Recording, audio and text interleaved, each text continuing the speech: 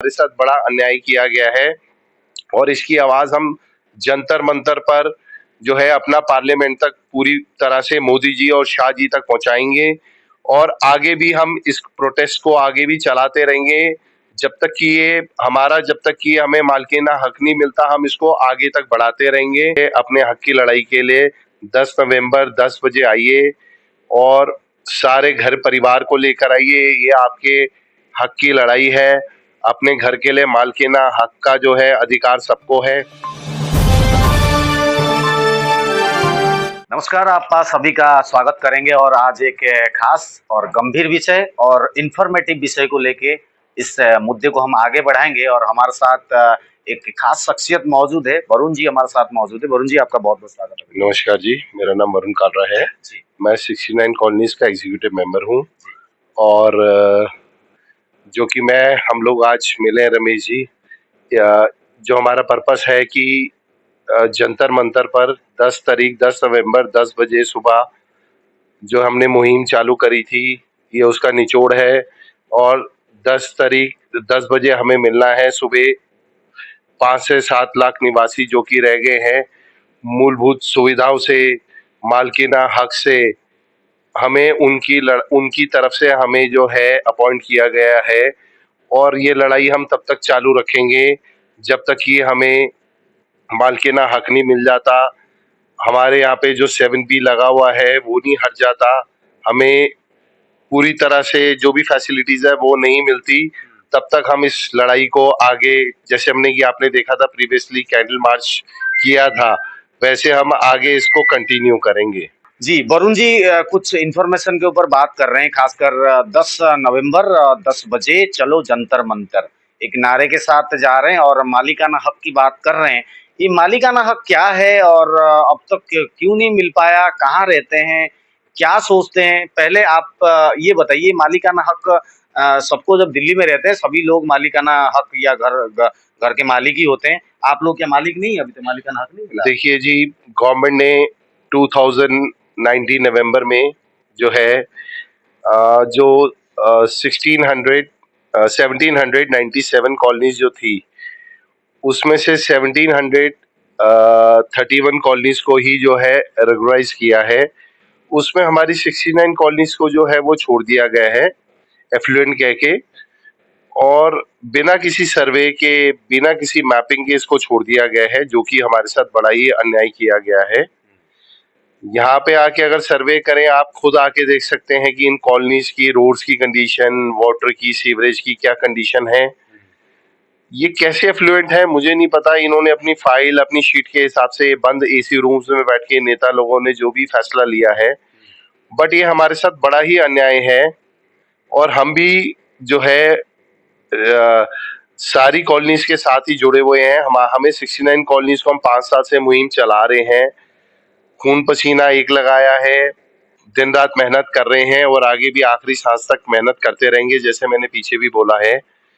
But हमारे साथ बड़ा ही अन्याय हुआ है। हमने जो है, इसको आप ये देखिए, रामवीर बिदुड़ी जी को जब हमने कैंडल मार्च किया था तो रमेश बिदुड़ी जी की जगह पे उसका इफेक्ट पड़ा कि रामवीर बिदुड़ी जी को जो है टिकट मिला था। उनको हमने दिन रात एक करके रेगुलराइज करने के मुद्दे को उठा के उनके 100 डेज के मैनिफेस्टो में भी लिखा हुआ था कि मैं रेगुलराइज करवाऊंगा, मास्टर प्लान रोड्स बनवाऊंगा।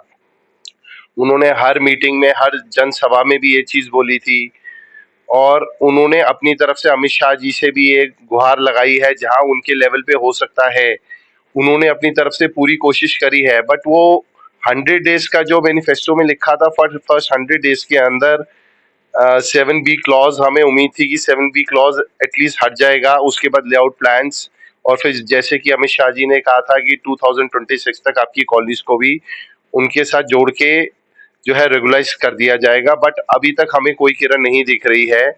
हम 100 डेज तक वेट किए हैं और वेट करने के बाद जब जनता में आक्रोश है, इस टाइम पे जनता परेशान है, वो हमसे पूछ रहे हैं 69 कॉलोनीज के लोग कि आपके कहने पे हमने रामवीर सिंह बिदुड़ी जी को जिताया, आगे दिल्ली इलेक्शंस भी आ रहे हैं, तो अब क्या किया जाए। बड़ा ही कंफ्यूजन का माहौल है और मुझे लगता है कि सेंट्रल गवर्नमेंट को इस पे, खासकर अमित शाह जी को, मोदी जी को इस पे खास करके फैसला लेना पड़ेगा। दिल्ली इलेक्शन से पहले।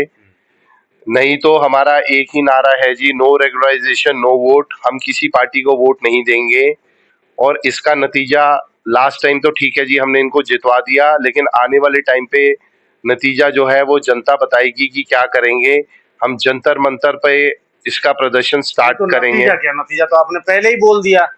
ये वरुण जी हैं और 69 वेलफेयर एसोसिएशन के एग्जीक्यूटिव मेंबर हैं और 10 बजे 10 नवंबर जंतर मंतर जा रहे हैं, ये भी तय है। और ये भी तय है अगर हमें मालिकाना हक नहीं मिलता है 69 एफ्लुएंट कॉलोनीज में बोलूंगा, क्योंकि एफ्लुएंट का मतलब है कि धनाढ्य, ये हिंदी शब्द इसके साथ में जोड़ना चाहूंगा। ये लोग वो हैं, इनको उन कैटेगरी में रखा गया, मालिकाना हक इनको मिला नहीं, मूलभूत सुविधा से ये लोग वंचित है। ये लोग तकरीबन कई वर्षों से संघर्ष कर रहे हैं, लगातार आवाज पहुंचा रहे हैं, लगातार ये मुहिम को लेके चल रहे हैं, आंदोलन भी हुए, बातें भी पहुंची, वहां पर सदन तक भी बातें पहुंची, वहां पर भी डिस्कशन हुआ, मगर अभी तक का जो रिजल्ट ये उम्मीद करते थे कि भाई हमें मालिकाना हक मिल जाए, वो तो नहीं मिला। उसके अवज में क्या कह रहे हैं ये लोग? ये कह रहे हैं कि भैया अब की बार अगर नहीं करते हो, विधानसभा चुनाव जो होने वाले हैं दिल्ली में, अगर उससे पूर्व ये नहीं होता है, उससे पूर्व अगर ठोस या सटीक तरीके से हमें कोई आशा की किरण बोल तो दिए कि भाई हमें तो नहीं नजर आ रही है अभी, इसीलिए हम जंतर मंतर जा रहे हैं। तो अगर आप लोगों ने नहीं किया, यानी कि गवर्नमेंट बॉडी की ओर से जो भी सेंट्रल गवर्नमेंट के जरिए काम होना है, नहीं होता है, तो भारी नुकसान का सामना करना पड़ेगा।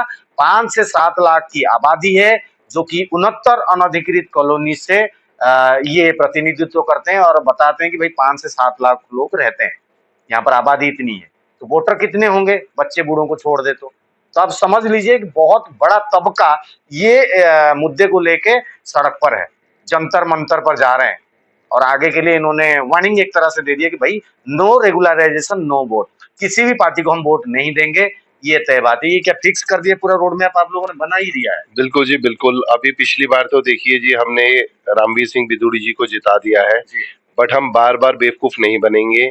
उन्होंने कहा था कि 100 डेज के अंदर, उन्होंने अपनी तरफ से ये मैनिफेस्टो लॉन्च किया था जी, हमने नहीं कहा था।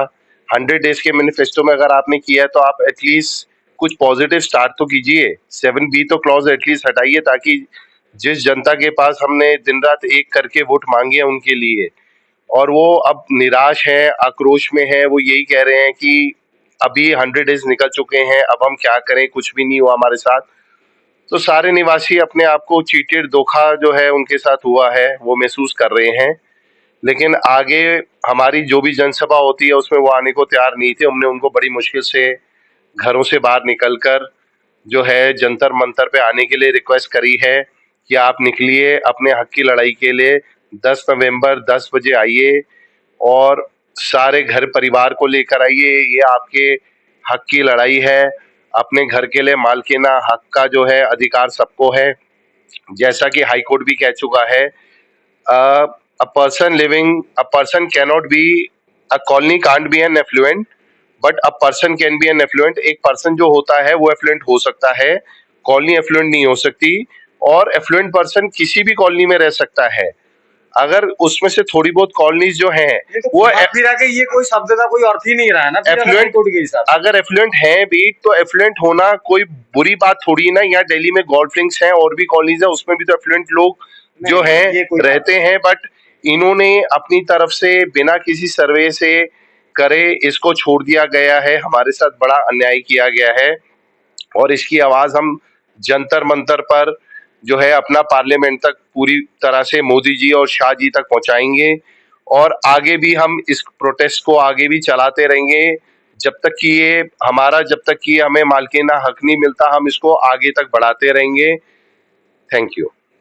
बहुत बहुत धन्यवाद। वरुण जी हमारे साथ मौजूद थे और सीधा सा फंडा है कि भैया नो रेगुलराइजेशन नो वोट, 10 नवंबर 10 बजे चलो जंतर मंतर, इस नारे के साथ वेलफेयर एसोसिएशन जो कि बनाए हुए हैं और इसमें 69 कॉलोनीज है, सभी निवासी पहुंचेंगे, जितने भी अप्रूवल्स मिले हैं, जिस तरीके से वहां पर व्यवस्था बनाई जाएगी, बन चुकी है, डेस्टिनी तय है, करना क्या है ये भी तय है। और फरवरी में अगर चुनाव है, वहां पर वोट डलने हैं उस टाइम के दौरान, तो वहां तक भी रोड में आपका 69 वेलफेयर एसोसिएशन के लोग इनके governing body, Varun ji executive member से लेके प्रेसिडेंट तक ये रास्ता तय कर चुके हैं। अब आप लोगों को देखना है कि आप किस तरीके से इनको रिझाएंगे, किस तरीके से इन लोगों से वोट लेंगे, किस तरीके से इनके मुद्दे को हल करेंगे, मालिकाना हक किस तरीके से देंगे।